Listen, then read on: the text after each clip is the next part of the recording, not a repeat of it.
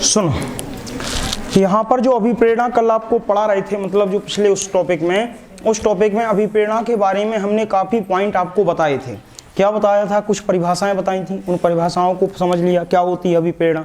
उन परिभाषाओं को बताने के बाद, जो परिभाषाएं हमने आपको बताई थी, उन परिभाषाओं को बताने के बाद हमने आपको एक अभिप्रेरणा के प्रकार भी बताए थे कि आंतरिक अभिप्रेरणा होती है, एक बाह्य अभिप्रेरणा होती है। आंतरिक अभिप्रेरणा, जब व्यक्ति स्वतंत्र रूप से खुद क्या करने लगे, पढ़ने लगे, तो वह क्या कर रही है, उसको आंतरिक अभिप्रेरणा उसके अंतर्गत काम कर रही है। लेकिन जब व्यक्ति को बाह्य रूप से क्या किया जाए, मजबूर किया जाए, चाहे पढ़ने के लिए या कार्य करने के लिए, तो वह आपकी जो प्रेरणा होती है वह क्या कहलाती है? बाह्य अभिप्रेरणा होती है। बात समझ गए? जैसे एक कोई बालक है, उस बालक का यदि हम कहें चलना, दौड़ना, फिरना, उठना, बैठना, ये किस प्रकार की प्रेरणा के अंतर्गत आएगा? क्या चलने के लिए कोई उसको विवश कर रहा? नहीं, स्वतंत्र रूप से चल रहा है, स्वतंत्र रूप से दौड़ रहा है, स्वतंत्र रूप से नीचे जा रहा है, ऊपर जा रहा है। जैसे कि एक छोटा कोई बालक अपनी माँ के साथ 4 बार सीढ़ियाँ चढ़कर ऊपर आता है, फिर 4 बार नीचे जाता है, केवल माँ को पीछा करते हुए। तो क्या माँ का पीछा करते हुए उसको कुछ मिल रहा? नहीं, केवल चाहता है वह कि क्या, जहाँ माँ जाएगी वहीं पर वह जाएगा। जबकि देखा जाए तो शारीरिक मेहनत बराबर रूप से कर रहा है, और जब शारीरिक मेहनत बराबर रूप से कर रहा है तो निश्चित सी बात है कोई वस्तु उसको नहीं मिल रही, कुछ भी नहीं मिल रहा, फिर भी अपनी एनर्जी को वेस्ट कर रहा है। यानी उस व्यक्ति अभी इस टाइम पर यदि देखा जाए तो उसका जो चलना है, उसका जो दौड़ना है, इसमें उसको क्या मिल रहा है? एक आनंद की अनुभूति मिल रही है। और जब आनंद की अनुभूति के लिए कोई काम किया जाए तो उसके अंदर जो भी प्रेरणा होती है वह क्या होती है? आपकी आंतरिक अभिप्रेरणा काम करती है। लेकिन किसी प्रशंसा, किसी पुरस्कार, बच्चा प्रारंभ में किसी को नमस्ते करना नहीं सीखता, ना जानता है कि किसको नमस्ते करना, किसको नमस्ते नहीं करना। लेकिन जब बच्चा पहुंचता है कहाँ पर, जब बच्चा के घर पर कोई मेहमान पहुंचते हैं, माँ उससे कहती है बेटा जाओ उनसे नमस्ते कर आओ। वह अपने मेहमानों से नमस्ते कर आता है, परिणाम स्वरूप मेहमान उसको कह दें अच्छे, आप बहुत अच्छे बच्चे हो। यदि 50 का नोट या 100 का नोट थमा दिया बच्चा, तो फिर नमस्ते तो छोड़ो, दंडवत प्रणाम करने लगेगा कि भैया आप तो बहुत ही अच्छी बात है कि नमस्ते तो ठीक थी, बोले प्रशंसा की तो बात छोड़ो, बोले मुझको तो पैसा मिलने लगा है, अब तो वो इंतजार करेगा कब मेहमान आए। तो जब प्रशंसा या पुरस्कार या किसी प्रकार का जो भी उसको लोभ या प्रलोभन के कारण बस जब बच्चा कोई कार्य करता है तो उसके अंदर जो अभिप्रेरणा काम करती है वह बाह्य अभिप्रेरणा काम करती है। ठीक है, ये तो सरल भाषा में। अब चलते हैं यहाँ पर, आपका जो मेन टॉपिक है वह मेन टॉपिक क्या है वो समझना। इस मेन टॉपिक पर यदि कोई कहता है तो मेन टॉपिक में आपको याद रखना है, यहाँ से सीटेट और टेट दोनों के प्रश्न आएंगे। जो अब्राहम मैस्लो का जो सिद्धांत है, बहुत प्रश्न पूछे जाते हैं इस टॉपिक से, तो आपको अब्राहम मैस्लो का सिद्धांत पूरा पढ़ना है। अभी प्रेरकों की चर्चा हम बाद में करेंगे, लेकिन अभी उसके पहले 2-3 लाइन और बोलेंगे, वो सुनते चलना, क्योंकि हमने इसको स्टॉप कहाँ किया था आप समझ सकते। हमने चालना पर इसको क्या कर दिया था? रोक दिया था। इसको किस स्थान पर रोक दिया था? चालना। हमारी बात हमने कहा था कि अभी पूरी नहीं हुई है, कहा था ना कि अभी बात पूरी नहीं हुई। हम कल इसकी बात को क्या करेंगे? अपनी बात को पूरी करेंगे। ये बात भी हमने आपसे कही थी, ध्यान रखना। तो यहाँ पर जो बात हमने आपसे कही थी कि व्यक्ति के लिए जो चालना है वह क्या है, या व्यक्ति के लिए उद्दीपन क्या है, व्यक्ति के लिए तनाव क्या है, थोड़ा यहाँ समझ लेते हैं, फिर इसको साफ करके फिर जाएंगे अब्राहम मैस्लो के प्रकार पर। तो सबसे पहले नंबर पर हमने आपको क्या बताई थी? आवश्यकता, सभी को बताई। आवश्यकता के बाद हमने दूसरे नंबर पर क्या शब्द कहा था? आवश्यकता के बाद चालना। चालना के कई नाम हमने आपको बताए थे कि चालना क्या क्या होती है, और चालना को चालक भी कहा था, अंतर्नोद भी कहा था, अंतर्द्वंद भी कहा था, ये सारे नाम लिए थे हमने। प्रणोदन भी कहा था, ये सारे नाम लगभग लिए थे।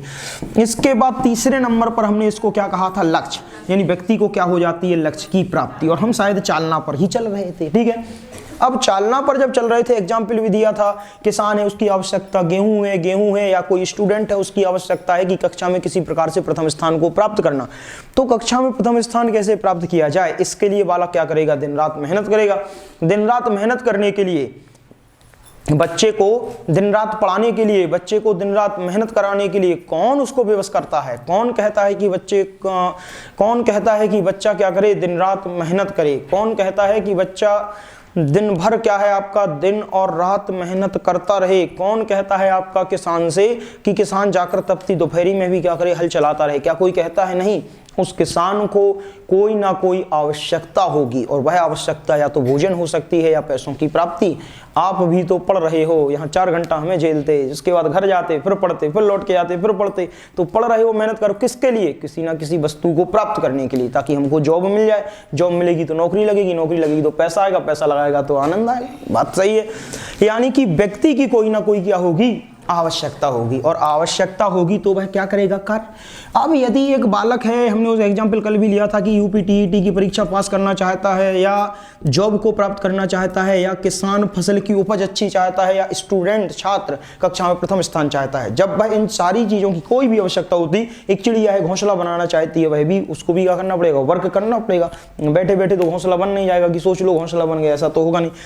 तो व्यक्ति की कुछ ना कुछ आवश्यकता होती है। आवश्यकता को पूरा करने के लिए बालक क्या करता है? चालक की पोजीशन पर आता है। चालक को हमने कहा था, कब चालक की पोजीशन पर आएगा? जब व्यक्ति के अंदर उत्पन्न होगा क्या? तनाव। और जब जब व्यक्ति के अंदर तनाव उत्पन्न होगा, निश्चित सी बात है वह क्रिया करना प्रारंभ करेगा, शांत तो बैठेगा नहीं। हमने एग्जाम्पल भी दिया था, आप ये नहीं कह सकते अमुक व्यक्ति तनाव में सो रहा है, क्योंकि सोएगा तो होगा नहीं, जब तनाव होगा तो जागेगा, नींद आएगी नहीं उसको। बात समझ गए ना? तो यदि कोई कहता है कि एक व्यक्ति आपका क्या है? तनाव, तो तनाव जब व्यक्ति को होती है आवश्यकता, जन्म लेता है उसके मस्तिष्क में क्या? तनाव, और व्यक्ति आता है क्रिया की पोजीशन पर, चालना की पोजीशन पर, और जब तक लक्ष्य की प्राप्ति नहीं होती तनाव नहीं होता है कम। तो जो अवस्था तनाव की कहलाती है, उस पोजीशन पर व्यक्ति काम कर रहा होता है। क्योंकि ये नहीं कि भाई साहब आज हमको आवश्यकता है, हम जाके कल काम करेंगे। यदि कोई समस्या आई है, आपको आवश्यकता है, आपका ब्रेन तुरंत के तुरंत सोचना प्रारंभ करता है, और सोचना ही आपका क्या है? अंतर्नोद, तनाव की अवस्था। यानी कि जैसे ही आपने देखा कि अरे पेपर कब होगा, हम कैसे पास होंगे, तरह तरह के विचार जैसे ही आपके मन में आना प्रारंभ होते हैं, इसको ही क्या कहा जाता है? आपका तनाव कहा जाता है। और तनाव कम कब होने लगेगा? अभी तनाव चालना की पोजीशन पर कम नहीं होता। तनाव जाके कहाँ कम होता है? जब लक्ष्य की आपको क्या हो जाएगी? प्राप्ति। आप कब शांत बैठोगे? जब आपको जॉब क्या है? प्राप्त हो जाए, तभी तो पढ़ना रोकोगे, तभी आपका तनाव क्या होगा? कम। तब तक आप क्या करते रहोगे? निरंतर रूप से अध्ययन करते रहोगे, निरंतर रूप से पढ़ते रहोगे। अब यहाँ पर जो व्यक्ति है, तो आपके जो मनोवैज्ञानिक हैं, एक मनोवैज्ञानिक हैं आपके हिलगार्ड, इनके बारे में सुनना जरा। ये हिलगार्ड मनोवैज्ञानिक क्या कहते हैं? हिलगार्ड मनोवैज्ञानिक कहते हैं, जब किसी व्यक्ति को किसी वस्तु की आवश्यकता होती है, उस व्यक्ति के अंदर तनाव जन्म लेता है। जब किसी व्यक्ति के अंदर, हिलगार्ड महोदय कहते हैं, हिलगार्ड कहते हैं कि जब व्यक्ति के अंदर किसी वस्तु की आवश्यकता होती है, तो व्यक्ति के अंदर तनाव क्या है? जन्म लेता है। मतलब इस तनाव को ही कल हमने कहा था, व्यक्ति के अंदर उत्पन्न होने वाला ये क्या कहलाएगा? अंतर्नोद कहलाएगा। और जब व्यक्ति के अंदर उत्पन्न होने वाला, इसको हम अंतर्नोद कहेंगे। तो अंतर्नोद को क्या कहा जाता है? अंतर्द्वंद भी कह सकते, कि बच्चे के मस्तिष्क में जो अंतर्द्वंद का चल रहा है, उसको ही अंतर्नोद या अंतर्द्वंद कहा जाता। और अंतर्नोद के बारे में थोड़ा सुनना।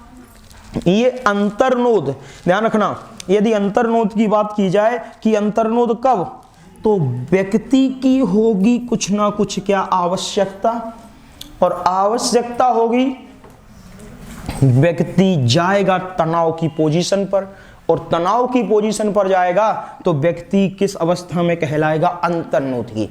तो कौन अंतर्नोद को जन्म देती है? आवश्यकता। यानी कि आवश्यकता जन्म देती है अंतर्नोद को। यह बात किसने कही? आपके हिलगार्ड महोदय ने कही। बात क्लियर है? यदि कोई कहे कि अंतर्नोद को कौन जन्म देता है? आवश्यकता। आवश्यकता किसको जन्म देती है? अंतर्नोद को। क्लियर? यदि कोई कहे, यदि एक पॉइंट हम कहें तो फिर सुनना, यदि एक पॉइंट की बात कहें कि हमने मान लिया कि आपका जो अंतर्नोद है, ये अंतर्नोद को जन्म देने वाली सिर्फ और सिर्फ क्या है? आवश्यकता। तो क्या व्यक्ति को जब आवश्यकता आती है, व्यक्ति अंतर्नोद की अवस्था पर पहुंचता है, तो पेपर में यदि पूछा जाए कि व्यक्ति की तनाव की अवस्था कौन सी कहलाती है, तो याद रखना अगला पॉइंट हिलगार्ड ने ही कहा था, व्यक्ति के तनाव की अवस्था क्या है? अंतर्नोद है। क्योंकि व्यक्ति के अंदर तरह तरह के द्वंद्व उत्पन्न हो रहे हैं, वही उसकी क्या है? तनाव की अवस्था। तो हिलगार्ड ने क्या कहा, तनाव की अवस्था को ही क्या नाम दिया है, अंतर्नोद। ये किसने कहा, हमने नहीं कहा, हिलगार्ड ने। आप खुद जान रहे हो, जब तक कि बच्चा, जब तक कि कोई एक बालक, जब तक कि आपका एक बालक चीजों को नहीं समझता, यानी जब तक कि उसके लक्ष्य की प्राप्ति नहीं होती, वह क्या करता रहेगा, परेशान होता रहेगा। और वह जब तक परेशान होता रहेगा जब तक कि उसको क्या नहीं होते, लक्ष्य प्राप्त नहीं होते। अब तनाव की पोजीशन पर आ गया, काम करने लगे, किसान दोपहरी में हल चला रहा है, कब तक, जब तक कि फसल पककर तैयार नहीं होती। अभी पक गई तो क्या शांत बैठ जाएगा, नहीं। स्टूडेंट है, पहले कक्षाओं में अध्ययन कर रहा है, कक्षाओं में अध्ययन करने के बाद वह देखता है टेस्ट है, तो टेस्ट के लिए तैयारी कर रहा है। टेस्ट को क्लियर करने के बाद जब तक कि भाई पेपर अच्छे ना हो जाए तब तक बालक शांत नहीं बैठता। तो जब रिजल्ट आ जाए, जब लक्ष्य हो जाए, लक्ष्य कब, ये नहीं कि केवल रिजल्ट फेल हो गया, नहीं, रिजल्ट भी उसके अनुकूल आए, प्रतिकूल ना आए। और रिजल्ट जब उसके अनुकूल आएगा नहीं, उसको तभी लक्ष्य की क्या होगी, प्राप्ति होगी। तो यहां पर यदि कोई कहे कि व्यक्ति को क्या होती है, लक्ष्य की प्राप्ति, या इस लक्ष्य को ही अभी अन्य नाम बताते हैं, थोड़ी देर रुक जाओ। इसी लक्ष्य की जब व्यक्ति को क्या होती है, प्राप्ति, तो जब लक्ष्य की व्यक्ति को प्राप्ति होती है या किसी बालक को प्राप्ति होती है, तो ध्यान रखना कि उसकी तनाव की अवस्था में कुछ कमी आती है। मतलब अंतर्नोद की अवस्था में क्या आती है, कमी, या अंतर्नोद क्या होता है आपका, कम। तो किस अवस्था में अंतर्नोद कम होता है, ध्यान रखना, लक्ष्य। यानी जब व्यक्ति को लक्ष्य की प्राप्ति हो जाए या प्रोत्साहन व्यक्ति को मिल जाए, तो इसी लक्ष्य को क्या कहा जाता है, प्रोत्साहन कहा जाता है। लक्ष्य का ऑब्लिक करके आप लिख सकते हो क्या, प्रोत्साहन। यानी प्रोत्साहन मतलब क्या, बच्चे ने काम करना प्रारंभ किया, बच्चे ने जब काम करना प्रारंभ किया, उसकी अंतर्नोद तनाव की अवस्था कहलाई, तनाव की अवस्था से आगे बढ़ा, बच्चे को लक्ष्य मिल गया। लक्ष्य मतलब, अब इसको हम प्रोत्साहन क्यों कहें, सुनो। प्रोत्साहन कहने का भी मतलब ऐसी थोड़ी है कि कुछ भी नाम लिख दिया आपने। एक बालक है, उसको प्राप्त हुआ है कक्षा में प्रथम स्थान। अब जब कक्षा में प्रथम स्थान प्राप्त हो गया या किसान को अच्छी फसल की पैदावार हो गई, उस किसान का मनोबल बढ़ जाएगा। तनाव तो कम हुआ, अब मनोबल बढ़ा। अगली बार कहेगा किसान, मैं और अच्छे से खेती करूंगा और अधिक पैदावार करूंगा। एक बच्चा प्रथम स्थान प्राप्त करता है, कहता है मैं अगली बार और मेहनत करूंगा और अब मेरे आसपास भी कोई नहीं भटकेगा, मतलब मैं सबसे टॉप पर रहूंगा। बात समझ गए। यानी अपने लक्ष्य को बनाए रखने के लिए व्यक्ति अपने आप को ही करता है क्या, प्रोत्साहित। मतलब अगली बार लक्ष्य निर्धारण के लिए जो व्यक्ति ने लक्ष्य प्राप्त किया है, वही लक्ष्य उसको अगली बार लक्ष्य प्राप्ति के लिए क्या करता है, प्रोत्साहन का काम करता है। तो ये लक्ष्य क्या कहलाता है, प्रोत्साहन भी इसको कहते हैं। चलो ठीक है, प्रोत्साहन भी हमने कह दिया। तो फिर यदि कोई कहे कि क्या केवल इसको हम प्रोत्साहन ही कहेंगे, नहीं, इसको हम ना प्रोत्साहन कहेंगे, दूसरा नाम सुनो। एक बार किसी का किसान की उपज, जैसे किसान ने इस साल की है अपने खेत में किसी फसल को लगाया है, सपोज दैट वो मूंगफली की खेती कर दे, अच्छी पैदावार होती है उसकी मूंगफली, अब कहेगा अगली बार भी मूंगफली करेंगे। क्यों, अच्छी पैदावार हुई और फिर वह उसी के लिए क्या करने लगेगा, तैयारी। तो व्यक्ति को अधिक पैदावार उत्पन्न होने से बढ़ गया है लालच, बढ़ गया है लोभ, तो अगली बार वह क्या चाहेगा कि इसको इतनी ही अधिक उपज क्या हो जाए, प्राप्त। तो व्यक्ति में प्रोत्साहन के साथ आता है प्रलोभन। तो यदि कोई कहे कि इस लक्ष्य को हम क्या कहेंगे, प्रलोभन भी कहेंगे। बात समझ गए। तो चाहे प्रलोभन कहें, चाहे प्रोत्साहन कहें, चाहे लक्ष्य कहें, ये सारे के सारे नाम क्या हैं, आपके एक ही हैं।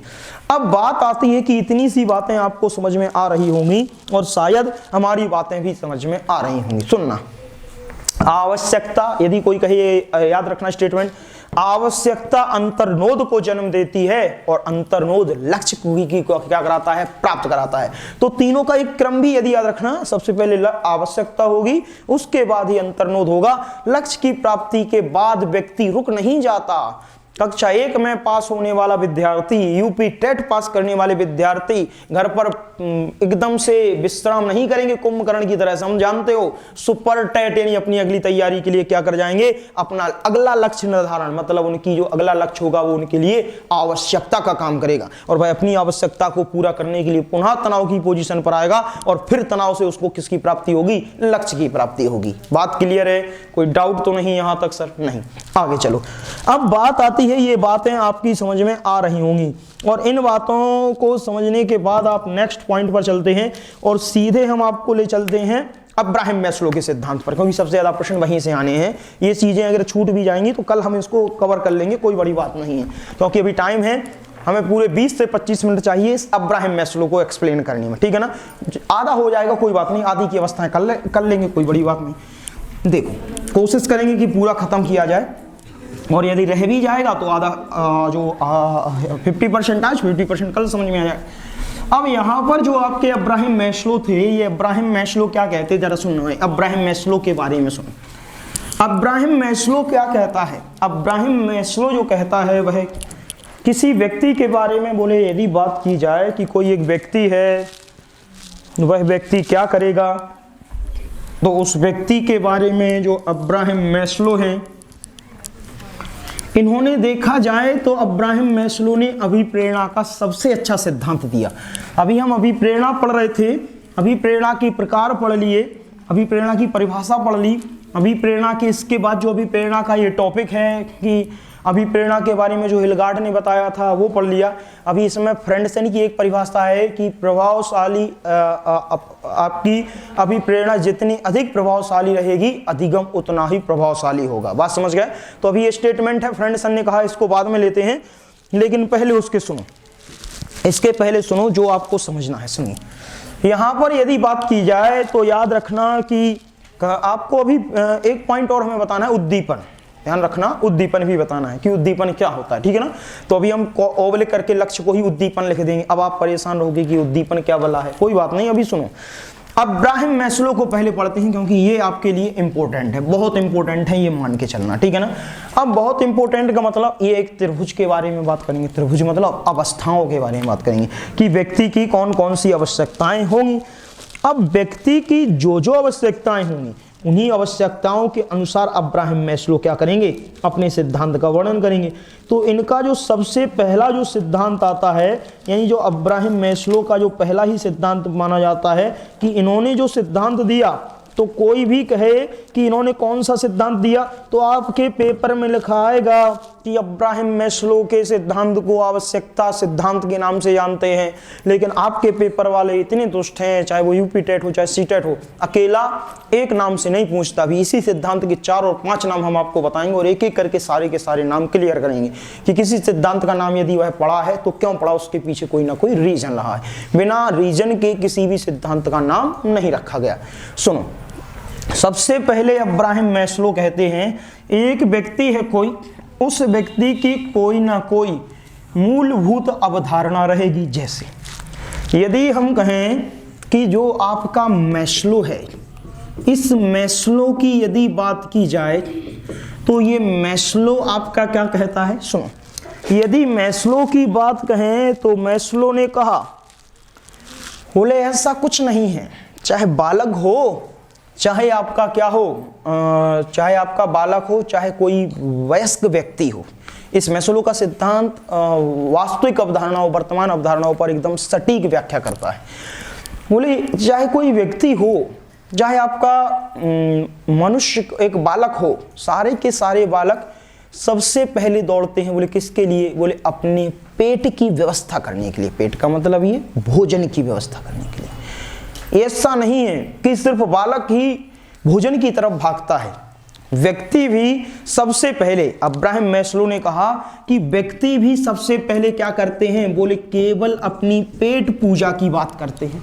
मतलब उनको केवल अपने भोजन से मतलब है, मतलब भोजन जब उनको मिल जाएगा, एक बिल्कुल सरल भाषा में है अब्राहम मैस्लो का सिद्धांत, जब उनको भोजन की प्राप्ति हो जाएगी, जब उनको भोजन का उनका काम हो जाएगा, तो भोजन जैसे ही उनका पेट भरेगा, जैसे आप कहीं खाना खाने के लिए जाते हो, कोई आपको बुलाता है, देखते चलना, आप देखो पूरा एग्जाम्पल आपको इसी अब्राहम मैस्लो के सिद्धांत से, क्योंकि हम तो कनेक्ट यहीं बैठे बैठे करते हैं सारे एग्जाम्पल। एक व्यक्ति है, आपको बुलाया है, 4-5 लोग गए, बोले चलो शादी में चलते हैं, समारोह है, भोजन का आयोजन हो रहा है, चले। सबसे पहले देखा जाता है शादी में पहुंचते भोजन कहाँ हो रहा है, मतलब भोजन, पहले भोजन ही तो देखोगे कि वही भोजन की व्यवस्था पूरी हो जाए। जैसे ही भोजन देखोगे, अब चूंकि दूर से आए हो, आप रिश्तेदार हो या कहीं दूर से आए हो, तो उसके बाद देखोगे कि भाई यहाँ रुकने की, सर्दी ना लगे, सर्दी का टाइम है तो रुकने की कुछ व्यवस्था हो जाए। क्यों, रात भर थोड़ी ना यहाँ आंगन में बैठे खाना के बगल में बैठे रहेंगे, खाना तो खा लिया, बोले पेट भर गया, आए बोले भाई सब खाना हो गया हमारा, अब बताओ कि रुकने की क्या व्यवस्था है। यानी व्यक्ति ढूंढेगा अपने रुकने के लिए, सुरक्षा की बात करेगा कि कहाँ रुका जाए। चलो ठीक है, रुक गए, तो अभी रुकने की व्यवस्था उसने कर ली है, लेकिन रुकेगा नहीं वहां, बोले ठीक है ये हमारी जगह है, यहाँ पर हम आके रुकेंगे, ठीक है। अब रुकने के बाद, रुकने की उसकी व्यवस्था पूरी हो गई, अब क्या देखेगा, अब उसके बाद फिर देखता है कि चलो हमने सुरक्षा के लिए दौड़ लगा ली, सुरक्षा भी आवश्यकता पूरी हो गई। पहले तो भोजन देखा होगा, बोले अब आजकल वही बफर चलता है, बोले पहले हमको मिल जाए। तो आप जानते हो पहले ये थोड़ी देखेंगे कि ये रिश्तेदार खड़े, पहले तो आंख बंद करके पहले तो चुपचाप प्लेट में आ जाए, बाद में देखेंगे कि रिश्तेदार कौन है। मतलब पहले पेट पूजा, फिर उसके बाद हमारे शरीर की सुरक्षा की, भैया हम सुरक्षित हैं कि नहीं, कहाँ हम लेटेंगे, कहाँ बैठेंगे। उसके बाद फिर चाहिए क्या, आपके जो दोस्त यार हैं वह कहाँ हैं, मतलब जिसकी शादी में आए अब उससे मिला जाए। बात समझ गए, यानी कि ये बातें बाद में आती हैं। यानी कि बालक दोस्त यार से क्यों मिलना चाहेगा यार, बोले उसी के लिए तो आए हैं। बोले क्यों, बोले उससे बड़ा प्रेम और स्नेह था हमारा, इसीलिए तो उस दोस्त से मिलने आए, उसी की शादी में। बोले खाना तो खा लिया, रुकने की व्यवस्था हुई, लेकिन उससे तो और मिल लिया जाए कि वो है कहाँ। बात दोस्त से कम मिलते हो, पहले खाना खाओगे, फिर यदि रुको दूर से आओ तो रुकने की व्यवस्था हो जाए, नहीं तो निकल लेंगे। दोस्तों को तो बाद में मिल लेंगे, बोले तो वो तो शादी में बिजी होगा। यदि रुकने की व्यवस्था हो गई तो दोस्त से मिलने जाओगे, नहीं तो चुपचाप निकल लोगे, बोले भाई सब जा रहे हैं हम भी साथ में चलते हैं। मतलब यहाँ प्रेम और स्नेह की बात कब आएगी, पहले पेट पूजा होगी, फिर सुरक्षा की बात होगी, फिर किसकी बात होगी, दोस्त और यार की बात होगी। जब दोस्त और यार मिल जाएं, अब आपस में आप बैठोगे, बातें करोगे, तो बात चलेगी और तुम क्या कर रहे हो, तुम्हारा क्या हो रहा है, मतलब अपने अपने सम्मान का व्याख्यान करेंगे। अरे हम इस पोजीशन पर हैं, अरे हम डॉक्टर साहब बन गए, अरे जी वकील साहब बन गए, अपना अपना सम्मान दिखाओगे। यानी व्यक्ति क्या करता है, उसके बाद दोस्त यारों से प्रेम स्नेह के बाद बात करता है किसकी, सम्मान की। बात समझ गए। जब सम्मान, मतलब बात होती है किसकी लड़ाई, यहां सम्मान की लड़ाई शुरू होती है। और जब सम्मान की लड़ाई शुरू हो जाए तो व्यक्ति सम्मान के बाद जो सबसे बड़ी स्टेज है वह स्वयथार्थीकरण। मतलब मुझे ये देखो, मैं आया था, मेरे दोस्त ने इतना सम्मान उसको किया, क्यों, बोले मैं अपने नियमों और सिद्धांतों पर अडिग रहा, कहीं भी पहुंचो तो मेरा बहुत स्वागत सत्कार किया जाता है। मतलब सम्मान के बाद व्यक्ति किस पर पहुंचता है, स्वयथार्थीकरण पर, यानी कि मैं अपने नियम और सिद्धांतों पर क्या है, चलने वाला व्यक्ति हूं। कोई बात नहीं, आपको अभी यहां तक क्लियर हुआ होगा। ये दो स्टेप थोड़े धुंधले धुंधले दिखाई दे रहे होंगे, इन धुंधले धुंधलों को आगे क्लियर करेंगे, टेंशन फ्री रहो। यहाँ ये पेट पूजा तो बात समझ में आ गई, ये तो आम भाषा है। अब सुनो जरा, आपकी किताब की भाषा की बात करें थोड़ी सी। किताब की भाषा क्या थी तो सुनो, बोले मानव पहले पृथ्वी पर आया, और जब पृथ्वी पर आया तो वह बताओ आप, सबसे पहले उसने आवास बनाए क्या। आप जानते हो पेड़ों की जो पर्वतों या जो आपकी पहाड़ थी उनकी गुफाओं यानी शैलाश्रयों में अपना आवास बना लिया। शैलाश्रय मतलब जो शैल मतलब पत्थर, पत्थर के बने आवास, वहीं पर अपना काम चला लिया, गुफाओं में रहने लगे। शेर गुफा में रहता था, बोले शेर का शिकार करते हैं, इसकी गुफा अपनी, मतलब शेर को मारेंगे भोजन मिलेगा, उसके आवास को अपना बना लेंगे। कहीं पर देखा क्या, बोले हम पक्के मकान बना रहे हैं, बोले खाने को तो भोजन है नहीं, पक्के मकान बना के करेंगे क्या। यानी जो व्यक्ति है वह पहले, आप जानते हो कि खाना बदोश जीवन क्या करता था, व्यतीत करता था। खाना बदोश जीवन मतलब जहां भोजन की व्यवस्था होगी वहीं डेरा डाल लेंगे। अब हमने एक जगह घर बना लिया तो यहाँ तो आपका भोजन है नहीं, तो हम क्या करेंगे, क्या घर को खोद खोद के खाएंगे। यानी व्यक्ति खाना बदोश जीवन क्यों व्यतीत करता था, जहां भोजन मिला वहीं हमारा आवास है, और अपने साथ सारे जो जितने उनके पशु पक्षी उनको साथ लेके चलते थे, या अकेले ही चल दिए, बोले जहां। तो व्यक्ति की मूलभूत सबसे पहली आवश्यकता क्या रही, पेट की, यानी उसको सिर्फ भोजन की जरूरत पड़ी है। यूं कहें कि वही खाने को भोजन मिल जाए, पीने को पानी मिल जाए, नींद आ रही हम सो लें, विश्राम कर लें, ये उसकी क्या रही, मूलभूत आवश्यकता रही। अब बात आती है कि सबसे पहले तो वह इसी प्रकार से अपनी मांगों को पूरी करता था, वह और किसी अन्य सुरक्षा की बात नहीं करता था कि कहीं हम पेड़ के ऊपर सो रहे, पेड़ के नीचे सो रहे, कहीं वज्रपात होगा, कहीं शेर आ गया शिकार कर लेगा, इसकी टेंशन नहीं थी। क्यों, हमें तो केवल खाने की व्यवस्था करनी है, हमारे खाने की व्यवस्था पूरी हो जाए। अब यहां से सुनना जरा, यदि कोई कहे तो पानी की व्यवस्था कहे, यहां पर भोजन की बात कहें, ये पानी की बात कहें, विश्राम की बात कहें, ठीक है ना, निंद्रा की बात कहें, एक और आता है दैनिक नित्य क्रिया, ठीक है ना, यानी एक और आता है आपका दैनिक नित्य क्रियाओं के अंतर्गत। तो इस दैनिक नित्य क्रिया को और लेते हैं। तो दैनिक जो नित्य क्रिया है उसकी बात करेगा बच्चा। दैनिक नित्य क्रिया, ये 5 चीजों की उसको मूलभूत रूप से क्या थी आवश्यकता। भाई भोजन मिल गया, पानी मिल गया, शरीर ने काम कर लिया, अब शरीर थक गया है तो विश्राम करेगा, विश्राम करेगा तो नींद आएगी, अब नींद आएगी अगले दिन उठेगा तो दैनिक नित्य क्रिया की भी जरूरत पड़ेगी। यानी कि बच्चे को या व्यक्ति को मूलभूत रूप से केवल कितनी आवश्यकताएं थी, इतनी। अब चूंकि ये आवश्यकताएं किसकी होती हैं, ये व्यक्ति की नहीं, ये व्यक्ति के शरीर की होती हैं। किसकी होती हैं, शरीर। और इस शरीर को ही क्या कहा जाता है, देह। आप जानते हो शरीर को क्या, देह। तो पूछा जाता है दैहिक आवश्यकताएं क्या हैं, जो व्यक्ति की मूलभूत जो आवश्यकताएं होती है उनको ही दैहिक आवश्यकता कहा जाता है। यानी पहले नंबर पर जो आवश्यकता होती है वह कौन सी आवश्यकता, दैहिक आवश्यकता। अब चलो, तो सबसे पहले नंबर पर यदि कोई कहे, पहला कॉलम भरना स्टार्ट करते हैं, और पहले नंबर पर जो व्यक्ति की आवश्यकता होती हैं वो दैहिक आवश्यकताओं के नाम से जानी जाती हैं। कि व्यक्ति की कोई ना कोई दैहिक आवश्यकता होगी, और व्यक्ति की कोई ना कोई जब दैहिक आवश्यकता होगी, इसको ही हम क्या कहते हैं, आधारभूत। इसको ही क्या कहते हैं, आधारभूत आवश्यकताएं। तो चाहे दैहिक आवश्यकताएं बात कहे, चाहे आपकी मूलभूत आवश्यकता बात कहे, या आधारभूत आवश्यकताएं बात करे, ये सारी की सारी आवश्यकताएं क्या है, एक ही है। अब दैहिक आवश्यकताओं में हमने लिखा भी है, ध्यान रखना, दैहिक आवश्यकता में लिखा भी है बच्चे की भूख भी आएगी, बच्चे की भूख के साथ प्यास भी आएगी। ध्यान रखना, यहां देखना भूख लिखी है, यहां भोजन लिखा है। अभी बता रहे क्या अंतर है। दैहिक आवश्यकता क्या है, भूख है, उसकी प्यास है, इसके बाद प्यास के बाद उसका विश्राम है, विश्राम के बाद उसका निद्रा है, निद्रा के बाद आता है दैनिक नित्य क्रिया, और दैनिक नित्य क्रियाओं में सब शामिल है, ठीक है ना, दैनिक नित्य क्रिया, ठीक है ना, ये दैनिक नित्य क्रिया है। और ETC भी लिख देंगे, ये भी उसी के अंतर्गत आएगा, ठीक है ना। तो दैनिक नित्य क्रियाओं के अंतर्गत आपको इसको भी शामिल करना है। अब बात आती है, सुनो, यहाँ तो सर आपने भोजन लिखा, यहाँ क्यों भूख लिख दिया, यहाँ पर पानी लिखा, यहाँ पर क्यों प्यास लिख दिया। सुनो, व्यक्ति को लगती है क्या, भूख। यदि आपका पेपर वाला कह दे कि हम यहाँ पर भोजन लिख दें, तो हम यहाँ पर पानी लिख दें, तो आप कहोगे क्यों क्यों लिख दूं, बोले भूख भी तो है, प्यास भी तो है, पानी भी है, भोजन भी है। तो सुनना, भूख व्यक्ति को लगी है, व्यक्ति को भूख कब मिटेगी, जब जरूरत पड़ेगी उसको किसकी, भोजन की। तो भूख आपकी बुक्स वाले कहते हैं ये व्यक्ति की क्या है, दैहिक आवश्यकता है। और भूख की पूर्ति के लिए आपको जरूरत है किसकी, भोजन की। प्यास की पूर्ति के लिए आपको जरूरत है किसकी, पानी की।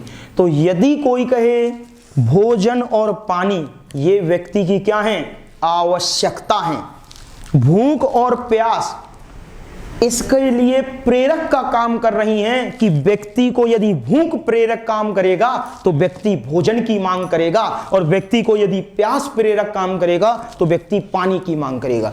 लेकिन इतना स्पष्ट सूक्ष्म अंतर आपके पेपर वाले दुष्ट हैं, वो पूछते नहीं हैं, वो केवल ऑप्शन में देंगे भूख और प्यास, और भोजन पानी की बात नहीं है, इन्हीं को आप दैहिक आवश्यकताएं मान लोगे। लेकिन अंतर हमने आपको बता दिया। अंतर क्या है दोनों में, भूख आपकी आवश्यकता नहीं है, आप खुद जान लें, ये प्रेरक काम कर रहा है। भाई आपको भूख लगी है, खाने को कुछ मिल जाए, अब खाने में क्या लोगे, भोजन ही तो लोगे। आपको प्यास लगी, प्यास प्रेरक का काम कर रही है। भाई आपको पानी क्यों चाहिए, पानी आपकी आवश्यकता है सर, आपको क्या चाहिए, आपको पानी चाहिए। लेकिन कौन प्रेरक कर रहा, प्यास जब लगेगी तभी तो पानी की मांग करोगे। जो व्यक्ति को प्रेरित करे वो प्रेरक कहलाता है, जिससे आवश्यकता पूरी हो, मतलब प्रेरक की आवश्यकता को जो पूरा करे वही तो आवश्यकता कहलाती है। तो आवश्यकता यानी भूख किसने मिटाई, भोजन ने, प्यास किसने मिटाई, पानी ने। तो आपका जो आवश्यकता है वह क्या हुई, भोजन और पानी। और हमने स्टार्टिंग में ध्यान करो, भोजन पानी विश्राम निद्रा लिखा था। ये जानबूझ के लिखा है क्योंकि यूपी टेट दुष्ट है, वो केवल बुक्स के अकॉर्डिंग चलता है। तो यदि इसकी जगह पे ये लिखा हो तो परेशान ना होना, एक ही बात समझ लेना आप लोग। लेकिन सूक्ष्म अंतर कहें तो हम सूक्ष्म अंतर भी तुम्हें बता दिए। अब चलो आगे। अब यहां पर केवल अभी शांत नहीं बैठना आपको, यहां पर बात आती है कि यहां पर यदि कोई कहता है, एक व्यक्ति है उसको जरूरत पड़ती है किसी भी प्रकार की, तो सुनते चलना, यदि हम कहें कि कोई भी व्यक्ति, एक व्यक्ति है जो, इसमें थोड़े एग्जाम्पल देख लेते हैं, सुनिए। यदि एक व्यक्ति है या कोई एक महिला है, सुनते चलना, किसी भी प्रकार के एग्जाम्पल हो, अभी केवल इसी पहली आवश्यकता की बात कर रहे हैं अपन, और पहली आवश्यकता व्यक्ति की क्या है या किसी भी प्राणी की पहली आवश्यकता है दैहिक आवश्यकता। अभी हम दूसरी आवश्यकता पर तो पहुंचे ही नहीं है। सुनना, यदि हम कहें कि जो व्यक्ति की आवश्यकता है वह दैहिक आवश्यकता है, तो प्रश्न आता है, एक व्यक्ति प्रतिदिन कमाता है और प्रतिदिन कमाता है और प्रतिदिन खा जाता है, मतलब जितना कमाता है उतने का खा जाता है, ठीक है ना भाई। आज हमने 100 रुपए कमाए और 100 रुपए का ही हमने भोजन कर लिया, 50 रुपए कमाए, 50 रुपए का ही भोजन कर लिया। तो व्यक्ति किस मांग पर है? जैविकीय मांग पर। वह किस मांग पर है? दैहिक। अब सुनना जरा, इसी को जैविकीय मांग क्यों कहते हैं, थोड़ा सुन, थोड़ा और देखते हैं। एक व्यक्ति को जरूरत थी भोजन की, उसको और नहीं किसी चीज की आवश्यकता की, क्या सम्मान, क्या पद, क्या प्रतिष्ठा में कोई मतलब नहीं। एक भिखारी है, अब भिखारी सड़क पर भीख मांग रहा है, अब काहे का सम्मान और काहे की प्रतिष्ठा, काहे की सुरक्षा। वो कहता है पहले पेट की जरूरत तो पूरी हो जाए, हमारे शरीर की जरूरत तो पूरी हो जाए, जब शरीर की जरूरत पूरी होगी तब तो हम मांग करेंगे किसकी? सुरक्षा की। आपने देखा होगा भिखारी बोले प्लेटफॉर्म पर डरे, बोले रेलवे स्टेशन के वहां डले, कहीं जगह मिल गई वहीं डल गए, जहां भोजन की व्यवस्था होगी वहीं रहने लगे। तो वह किस मांग पर है? जितने के जितने आपके चाहे वो भिखारी हो वो भीख मांग रहे हैं। अब आपसे कहो भिखारी, वो सब कहने की बातें हैं, तो उन लोगों को सम्मान की चिंता नहीं होती, उनको सिर्फ किसकी जरूरत है? आपकी मूलभूत दैहिक आवश्यकता। उनको शरीर चाहिए भोजन, जो भोजन मिलेगा उस भोजन को वो क्या कर लेंगे? खा लेंगे। क्यों? क्योंकि शरीर को क्या लगी है? भूख। तो एक भिखारी, एक कहते हैं एक महिला भोजन के लिए अपने बच्चे को बेच देती है। एक महिला भोजन के लिए, ध्यान रखना ये प्रश्न पेपर में आया हुआ है, एक महिला भोजन के लिए अपने बच्चे को बेच देती है। अब आपको कितनी मूर्ख महिला है, भोजन के लिए अपने बच्चे को बेच देती है। बताइए वह किस मांग पर है? वह जैविकीय मांग पर है। वो कहती बच्चे ले जाओ, हमें तो भोजन दे दो। यानी भोजन के लिए बच्चे को बेच देना, वह केवल जरूरत समझती है किसकी? अपने शरीर की, यानी सिर्फ अपने देह की जरूरत समझती है। इस प्रकार के कोई भी एग्जाम्पल आए जिनमें जब भी कभी भोजन को महत्व दिया गया हो, वो सारे के सारे व्यक्ति के सिद्धांत पर होंगे, आपके दैहिक आवश्यकता पर या आधारभूत आवश्यकता पर होंगे, ठीक है। भिखारी, एक भिखारी भोजन के लिए यानी पैसे के लिए किसी भी कार्य को करने के लिए तैयार हो जाता है। आप जानते हो, आप कहो नहीं, जैसे देखा होगा बच्चों में ये हरकतें बहुत होती हैं। अब तो आप शायद अभी आप अपने आप को बड़े समझते हो, पर हम तो आपको अभी भी छोटा समझते हैं, ठीक है ना। वही जो छोटे में वो चिंटू और पिंटू वही मानते हैं हम अभी आपको। जैसे देखा होगा, बोले दो दोस्त जा रहे थे रास्ते में, बोले हम तब पैसा देंगे तुम इस प्रकार की बात कहो, अब पैसा दोगे तब वो कोई बात कहेगा, वो तुरंत फटाक से कह देगा। उसे क्या मतलब? बोले इस दोस्त से ये कहना, वो तुरंत कह देगा लो हम तुम्हें 10 का दे रहे। यानी कि व्यक्ति को किसकी जरूरत है? पैसे की नहीं, वो मांग पर है भिखारी किस? अपनी दैहिक आवश्यकता पर। तुम कुछ भी काम उससे करा लो, बच्चे को बेचने की तो बात छोड़ो, मर्डर कर देगा वो किसी का भी इसका आवश्यकता के लिए। बात समझ गए? समझ गए। तो अगला, इसके बाद सुनिए, अब बात आती है आपकी यहीं पर, यदि कोई और कहे कि और क्या क्या है, सुनना जरा। यदि हम यहीं पर कहें तो दूसरा पॉइंट समझना, ये तो आपका पहला पॉइंट था। अब इसके बाद व्यक्ति की दैहिक आवश्यकता पूरी हो गई, भूख मिट गई, प्यास मिट गई, विश्राम, निंद्रा, दैनिक नित्य क्रियाएं होने लगी, मतलब व्यक्ति की जरूरत पूरी होने लगी। जैसे ही व्यक्ति की जरूरत पूरी होती है, वह कहता है कि अब मुझको आवश्यकता है इसके उच्च स्तर की। उच्च स्तर क्या? सुनो, जब जानते हो एक व्यक्ति है, वह पहले 100 रुपए कमाता था और उसके 100 रुपए ही खर्च हो जाते थे, लेकिन अब वह व्यक्ति 300 रुपए कमाने लगा है। 100 रुपए उसके केवल खर्च हो रहे हैं और 200 रुपए उसके अभी भी क्या हैं? बच रहे हैं। अब जब इन रुपयों को बचाएगा, आपने देखा होगा छोटे से छोटा व्यक्ति जो गरीब तबके से ऊपर निवास करता है, कोशिश करेगा कहीं से कोई ना कोई कच्ची झोपड़ी की क्या हो जाए? व्यवस्था हो जाए, मतलब मकान, रोजी रोटी की व्यवस्था हो गई है, रोटी की व्यवस्था हो गई है। अब जरूरत है किसकी? कपड़े और मकान की। मतलब ध्यान करो आप, मूलभूत आवश्यकताएं शरीर की पूरी हो गई, तो अब अगली आवश्यकता क्या होगी कि भैया यदि हमारे पास पैसा है, हमारी जैविकीय मांग को पूरा करने के बाद जो शेष पैसा बच रहा है, उस पैसे का प्रयोग हम कहां करेंगे? उस पैसे का प्रयोग हम कहां पर करेंगे? अपनी शरीर की सुरक्षा में। और शरीर की सुरक्षा का मतलब है कि मैं यदि जो पैसे बचाने लगा हूं, ध्यान रखना कि मेरे पास 100 रुपए थे, 100 रुपए कमाता था, 100 रुपए खर्च कर देता था, 300 रुपए कमाने लगा, 100 रुपए खर्च हुए, 200 रुपए बचने लगे। भैया अब मैं ये पैसा कहाँ सुरक्षित रखूं, क्योंकि मुझे तो काम करने बाहर जाना है। जब काम करने बाहर जाना है तो इन पैसों को सुरक्षा देने के लिए, वापस लौट के जब घर आएंगे, शरीर को सुरक्षा देने के लिए हमें जरूरत पड़ेगी किसकी, मकान की। अब वह जोड़ना प्रारंभ करता है किसकी, अपनी सुरक्षा के लिए, मकान के निर्माण के लिए पैसों को जोड़ना प्रारंभ करता है। और जब जोड़ना प्रारंभ करता है तो वह व्यक्ति कहां पहुंचता है, दूसरी अवस्था पर। और दूसरी अवस्था क्या है वो सुनिए। दूसरी अवस्था है सुरक्षा आवश्यकता। यानी व्यक्ति को चाहिए क्या, कि वह पूर्ण रूप से क्या हो जाए, सुरक्षित। और सुरक्षित तभी होगा जब वह अपने लिए या तो मकान का निर्माण कर लेगा या पैसों को जोड़ जोड़ के क्या कर लेगा, इकट्ठा कर लेगा। बात समझ गए।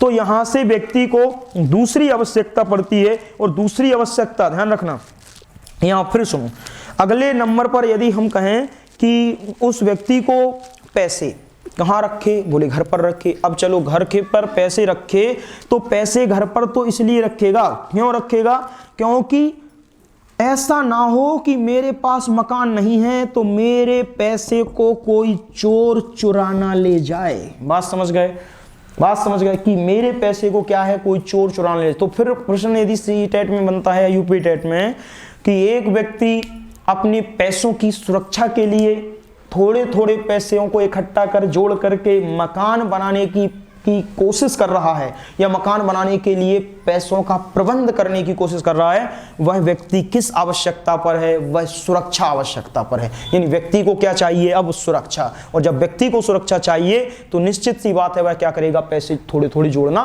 पड़ा। क्यों, पैसे इकट्ठा हो गए, अब पता नहीं मैं हूं या नहीं हूं। अब मैं रोड पर सड़क किनारे बैठा हूं, कोई आया, अब मैं पैसा लिए हूं 1-2 लाख, निश्चित सी बात है चोर चुरा ले जाएगा। तो भैया मैं पैसे को घर में तो सुरक्षित रखूं, जब घर में सुरक्षित कैसे रखूंगा, मुझे जरूरत पड़ेगी मकान की, ताकि उसमें ताला लग सके, गेट बंद हो जाए। अब कोई नहीं आएगा, क्यों, ताला थोड़ी ना गेट तोड़ के कोई अंदर आएगा। तो व्यक्ति को पहले तो कमाने के लिए पैसे चाहिए, रोजी रोटी के लिए पैसे चाहिए। जब वह रोजी रोटी से ऊपर पैसे कमाने लगेगा, जब उसके पास पैसा इकट्ठा होगा, तो उन पैसों को जोड़ना क्या करेगा, प्रारंभ। ठीक है। सुरक्षा आवश्यकता में क्या क्या आते हैं, सुनो। सुरक्षा आवश्यकताओं में शारीरिक सुरक्षा शामिल होगी। किसकी सुरक्षा, शारीरिक। भैया मेरे पास पैसे हैं, कोई आएगा तो मैं कहूंगा नहीं दे रहा, लेकिन उसके पास ये रही, उसके पास चाकू रहा तो देना पड़ेगा। तो मैं अपने शरीर की सुरक्षा कैसे करूं, उसके लिए मुझे जरूरत है किसकी, मकान की।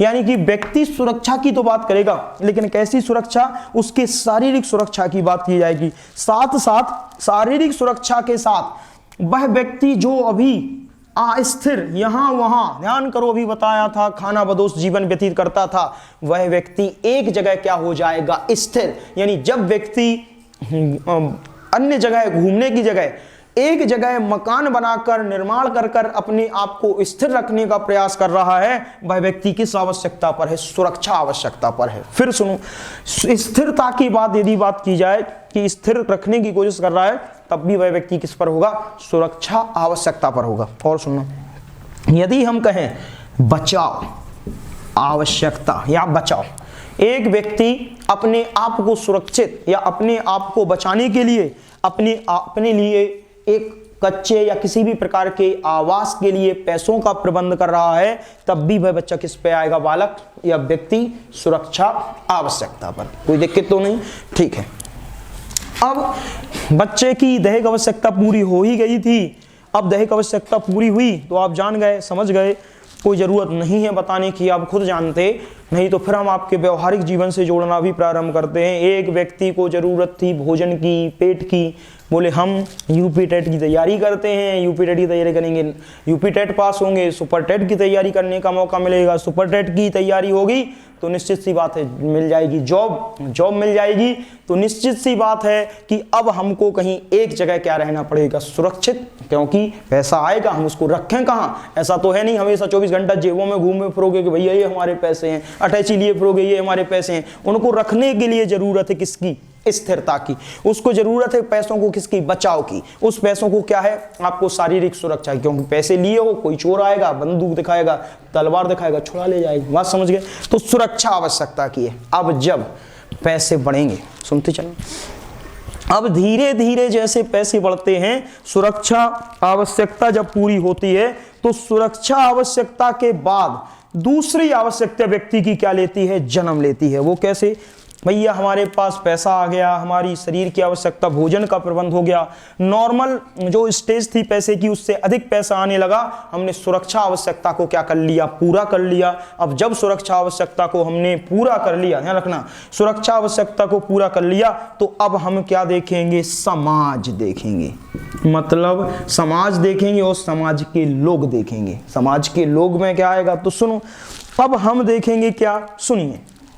यदि कोई कहे कि सपोज दैट, हम पॉइंट इसमें कहें कि अब इसके बाद व्यक्ति दूसरी आवश्यकता पर जाता है कि उसकी सामाजिक आवश्यकता क्या हो, पूरी हो। भैया जॉब लग गई, भोजन की व्यवस्था हो गई, मकान आपने बनवा लिया, मकान की भी व्यवस्था हो गई, अब चाहोगे कि समाज में भी हमको क्या मिले, स्थान मिले। और समाज में स्थान मिले तो यानी कि कोई भी व्यक्ति उस व्यक्ति से क्या रखे, लगाव रखे। कोई भी व्यक्ति उस व्यक्ति से क्या रखे, स्नेह रखे। स्नेह के लिए जरूरी है या हम किसी व्यक्ति से स्नेह रखें, मतलब अब दो लोगों के बीच स्नेह, तो दो लोगों से बनता है क्या, समाज। जैसे व्यक्ति है अपने मित्रों से स्नेह रख सकता, व्यक्ति है अपने परिवार से स्नेह रख सकता, व्यक्ति है अपने रिश्तेदारों से स्नेह रख सकता। अब ध्यान रखना, जब आपकी जॉब लगी है जैसे, तो जब तक आपकी नौकरी नहीं लगी थी, हम अभी प्रत्यक्ष उदाहरण बताते हैं। अभी एक महाराज की नौकरी लगी, बोले भाई साहब आज तो उन रिश्तेदारों का भी फोन आ गया जो जिंदगी में हमें फोन नहीं करते थे। हमने क्यों? बोले आज नियुक्ति पत्र मिल गया हमें। Very good. तो आपको आपका मित्र याद करेगा, आपको आपका परिवार याद करेगा, अरे मेरे बेटा लाड़ दुलाले, यानी आपके रिश्तेदार आपको याद करेंगे। उसके पहले कोई पता नहीं कौन कौन क्या कहां, कुछ मतलब नहीं। लेकिन जैसे ही आपकी जॉब लगी, आपने शारीरिक सुरक्षा पूरी की, अब मतलब जॉब के बाद ही तो नॉर्मल पैसे से ऊपर आएगा सेव, तब जाके अगली स्टेज कहां आती है, आपकी रिश्तेदारों की। और रिश्तेदार, आपका मित्र या परिवार, ये सब क्या आएंगे, आपके सारे के सारे क्या होंगे, स्नेह का साधन होंगे। ठीक है ना। तो कोई दिक्कत नहीं है। जब भी बात कहना दो या दो से अधिक लोगों की, जब मित्र की बात आएगी, परिवार की बात आएगी, इन्हीं के माध्यम से क्या होगा, स्नेह होगा। अब स्नेह केवल यही नहीं रहेगा भैया, जब तुम पृथ्वी पर आए हो तो शादी भी जरूर होगी, मतलब इसके बाद तुम्हारा विवाह भी होगा, और विवाह होगा तो पुत्र पुत्रियां भी होंगी, संतानें होंगी। संतानें भी तुमसे तभी लगाव रखेंगी तब तुम कमा रहे हो क्या, पैसा। यानी कि स्नेह कब होगा, आपसे लगाव व्यक्ति कब रख, एक व्यक्ति है वो कुछ करता धरता नहीं है, अब उसके बच्चे हैं, बच्चे कहें यार तुम कुछ करते मरते जरूर, हट, ऐसे ही दुत्कार देगा तुमको। लेकिन पिताजी कमाते हैं, पिताजी की अच्छी वेतन है, अरे पिताजी आए हैं, लो पिताजी को एक पानी दे दो, एक गिलास, पिताजी के लिए खाना परोस दो, और पिताजी कुछ नहीं करते। काहे का स्नेह, काहे का प्रेम, हमें कोई मतलब ही नहीं है, हम अपनी जरूरत खुद पूरी कर लेते हैं। तो व्यक्तियों में ध्यान रखना, प्रेम, स्नेह, ये लगाओ, ये सामाजिक आवश्यकता है। और ये आवश्यकताएं कब पूरी होंगी, जब आप इस सुरक्षा से ऊपर पहुंचोगे। ठीक है ना। अब यहां पर जो दूसरी आवश्यकता होती है वो क्या होती है, आपकी सामाजिक आवश्यकता। इसलिए क्यों कहते हैं आपसे हमारी बात सुनो, हमारी बात सुनने से सारी आवश्यकताएं पूरी हो जाएंगी। बात समझ गए। इसलिए कहते सिर्फ हमारी सुनो और अभी किसी की मत सुनो, बाकी सब मोह माया है। बात समझ गए ना। हम आपको बिल्कुल सही मार्ग पर ले जाएंगे बिना भटकाए हुए, समझ गए। इसलिए आप केवल हमारे शब्दों पर गौर करें कि सर हम क्या बोल रहे हैं। ठीक है ना। बाकी की हंसी मजाक आप जानते हो, हम पढ़ाते पढ़ाते हंसी मजाक कर ले जाते, आपको जरूरत क्या है हंसी मजाक की। ठीक है ना। वो तो इसलिए हम ज्यादा अपने रंग में नहीं रंगते। आप लोग न्यू स्टूडेंट हो, अभी अराजकता फैला दोगे। पुराने स्टूडेंट होते हम बहुत ज़बरदस्त एग्जाम्पल देते थे उनको। ठीक है ना। लेकिन कोई बात नहीं, आप अभी थोड़ा 1-2 माह पढ़ लो, फिर आपको भी एग्जाम्पल देंगे जब आप सुपर टेट में पढ़ोगे। अभी तुम अराजकता का माहौल उत्पन्न कर दोगे जैसे हम अपने एग्जाम्पलों पर आएंगे, क्योंकि जो मनोविज्ञान है वो किसी किताब से नहीं सीखी, वो लोगों को देखते हुए हम सीखे हैं। अब यहाँ पर बात आती है सामाजिक आवश्यकता की। जो बात आएगी तो कोई पुत्र है, कोई पुत्री है, वह तभी आपसे प्रेम या लगाव रखता है जब तक आप उसकी जरूरतों को क्या करते हो, पूरा। और जरूरतें कब पूरा करोगे, जब आपके पास खुद कुछ होगा देने को। तो यहां पर जो सामाजिक आवश्यकता है उसके अंदर आएगा प्रेम, उसके अंदर आएगा स्नेह, उसके अंदर आएगा आपका क्या, लगाव। ये सारी की सारी चीजें किसके अंदर हैं, सामाजिक आवश्यकता के अंदर। तो बात की जाए सामाजिक आवश्यकता के अंदर किसको रखेंगे, प्रेम को रखेंगे, स्नेह को रखेंगे, लगाव को रखेंगे। साथ साथ एक शब्द और लिखते हैं, परोपकार। इस परोपकार भी किसके अंतर्गत आएगा? सामाजिक आवश्यकता के अंतर्गत। फिर कोई कहे एक आध पॉइंट और यदि हम रखेंगे, संबद्धता। संबद्धता का मतलब यानी आप किसी से रहते हो, रिलेटिव्स, यानी कि जो जुड़े हुए का मतलब होता है संबद्ध, मतलब कि एक साथ लगाव जिसको हम कहें। तो यदि कोई कहे, कोई व्यक्ति प्रेम, स्नेह, लगाव यदि आपसे रख रहा है, आपसे कुछ मिल रहा है, तभी आपसे रिलेशन रखेगा, अदरवाइज नहीं। रिश्तेदारों को उम्मीद है कि भैया की जॉब लग गई, थोड़ा बहुत पैसा मांगेंगे तो दे ही देंगे, तो हम इनसे जुड़े हुए रखते हैं। आपको हैप्पी न्यू ईयर विश करेंगे, आपको गुड मॉर्निंग विश करेंगे, मतलब तरह तरह के स्टेटमेंट भेजते रहेंगे। परोपकार, अब जब समाज का हिस्सा हो तो परोपकार करोगे ही। कोई व्यक्ति है गरीब तबके का आया है, जब देने को आपको इससे ऊपर होगा, जब सामाजिक आवश्यकताओं पर आओगे तो परोपकार भी करोगे। बात समझ गए? सामाजिक आवश्यकता क्लियर। अब सुनो, अभी तक बात थी कि सामाजिक आवश्यकता, हमने खूब मित्र बनाए, हम अपने मित्रों के साथ, भाई दो मित्र हैं, एक ये मित्र है, एक आपके बगल में पड़ोसी रह रहा है, दोनों मित्र बैठकर चाय की चुस्कियां ले रहे हैं, कोई बात नहीं, हमारे मित्र हैं। मित्र भी क्यों भाई, आपकी जॉब लग गई है, आज मित्र के पास हम आओ साहब आओ चाय पी लो, एक कप चाय हो जाए, तो उसका मतलब है कि भाई प्रेम, स्नेह, लगाव आपसे रख रहा है। क्यों? जरूरत पड़ेगी, कोई ना कोई सामाजिक आवश्यकता आप उसकी पूरी कर ही दोगे। यदि हमें जरूरत पड़ी तो यदि हम 10,000 मांगेंगे तो भाई साहब को हम रोज चाय पिला दें, कम से कम 5,000 तो रुपए हमको देंगे ही। बात समझ गए? यानी कि ये सामाजिक आवश्यकता के कारण क्या किया जाता है? प्रेम, स्नेह, लगाव। लेकिन आज जो दो मित्र बैठकर रोज डेली शाम को चाय और सुबह चाय पीते थे एक ही बालकनी में बैठकर, आज जैसे ही ऊपर पहुंचते हैं सामाजिक आवश्यकता से ऊपर, एक दूसरे की तरफ तलवार ताने खड़े हैं। आ गया पंचायत चुनाव, मैं भी प्रधान, तुम भी प्रधान, देखते हैं कौन प्रधान। और जो लोग साथ में चाय पी रहे थे आज बोले एक दूसरे की तरफ देखेंगे भी नहीं। बात समझ गए? यानी अब लड़ाई किसकी है? सम्मान की। यानी सम्मान कब आता है? सबसे बाद में। यानी कि सम्मान कहां आएगा? आपका यहां। ये एक कॉलम शायद हमने ज्यादा खींच दिया, 6 बना दिया, कोई बात नहीं। तो पहले सामाजिक आवश्यकता पूरी आएगी, वही दो मित्र जो एक दूसरे से प्रेम और स्नेह और लगाव रखे हुए थे, लेकिन जब जरूरत पड़ी किसकी? सम्मान की। सम्मान मतलब गांव में पंचायत का चुनाव, बोले प्रधान कौन बनेगा? बोले दोनों के दोनों व्यक्ति, दोनों के पास देखो दैहिक आवश्यकता पूरी कर रहे थे, दोनों के दोनों सुरक्षा आवश्यकता पूरी कर रहे थे, मकान था, दोनों के दोनों सामाजिक आवश्यकता पूरी कर रहे थे क्योंकि दोनों के मध्य आपस में लगाव था, अन्य लोगों के साथ भी लगाव था क्योंकि इनके पास पैसा था। पैसा है तो अगली आवश्यकता बढ़ती है सम्मान, और सम्मान की लड़ाई मतलब मैं ही जीतूंगा। तो आप बात याद रखना कि अगले स्टेज पर जो आपका पॉइंट पहुंचता है किसका? सम्मान का। आप ध्यान करो, सम्मान के लिए आपको याद करना है कि यदि प्रधानी का चुनाव है तो फिर अब मैं ही जीतूंगा, चाहे कुछ हो। तो चाहे दोस्त हो, दोस्त कितना भी कहे यार अपन दोस्त थे, अपन मित्र थे, अपन लोग नहीं चुनाव लड़ते एक साथ, नहीं, अब तो मैं ही प्रधान बनूंगा, मेरा लोगों के पास बहुत समर्थन है, वो किसी की बात नहीं सुनेगा। फिर भले ही चाहे खुद के परिवार का वोट ना मिले, वो एक अलग बात होती है, ठीक है ना, लेकिन चुनाव में खड़े जरूर होंगे। अब यहां देखना